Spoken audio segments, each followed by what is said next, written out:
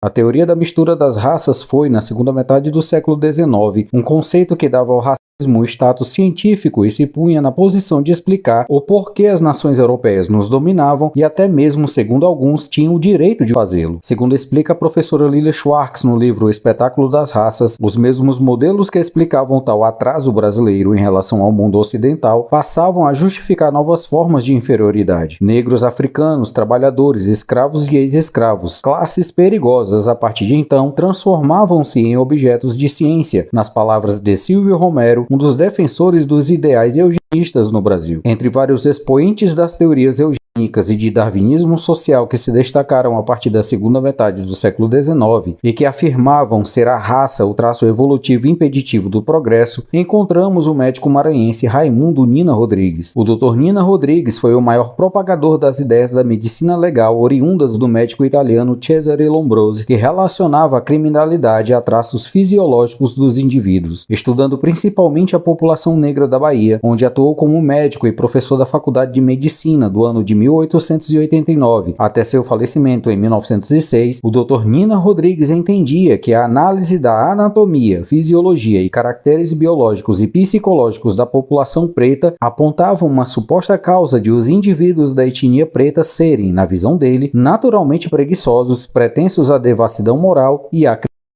Segundo ele, o preto não tinha aptidão natural para ser civilizado como o branco europeu, por ter caracteres atávicos de uma etapa evolutiva atrasada. Autor de várias obras, das quais se destacaram As Raças Humanas e a Responsabilidade Penal no Brasil, de 1894, na qual chegava a propor a inimputabilidade da população preta, visto não ser ela, segundo o autor, capaz de discernir entre o legal e o ilegal, e também o livro Os Africanos no Brasil, publicado após a sua morte em 1932, onde apontava para a política de branqueamento da população brasileira como solução para tirar o Brasil do suposto atraso. Apesar de nos parecerem totalmente absurdas hoje, as obras do Dr. Nina Rodrigues exerceram forte influência em parte da intelectualidade brasileira, como no sociólogo Oliveira Viana, mas também em autores como o baiano Rodolfo Teófilo, o cearense Gustavo Barroso e o fluminense Euclides da Cunha, todos estes levando as ideias evolutivas de raça à análise social dos caboclos e mulatos nordestinos. Já sabemos que as teorias eugênicas e do darwinismo social foram perdendo força durante o século XX e que já no século XIX,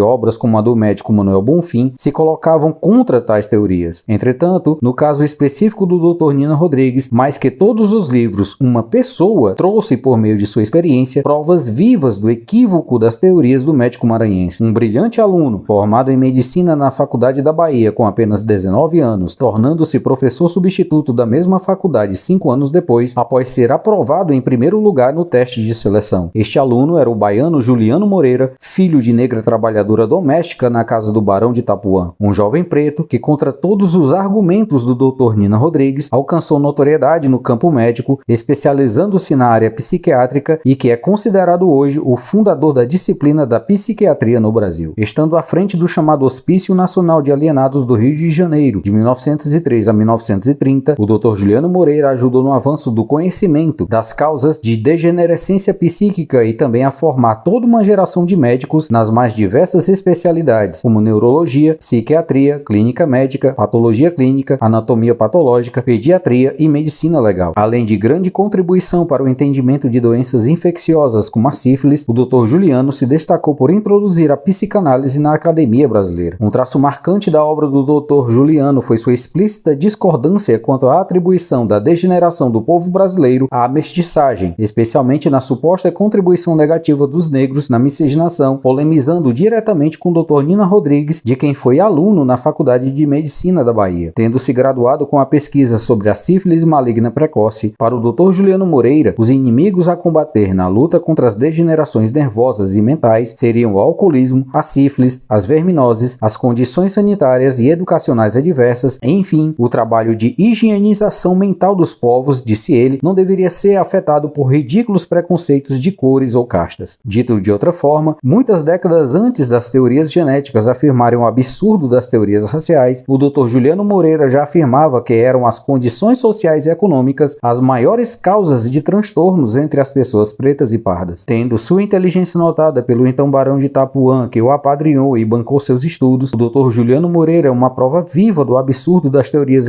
e racistas, como também de que se há alguma teoria do atraso, é a que, infelizmente ainda nos nossos dias, atribui à cor da pele algum tipo de desqualificação e inferiorização. Proporcione às crianças e jovens pretos e pardos todos os elementos da dignidade humana, tanto acesso quanto às garantias de cultura e educação, e você verá não só caírem por terra os pressupostos eugenistas e raciais, mas também brotar do solo sofrido do Brasil uma nação inteira de Julianos Moreira.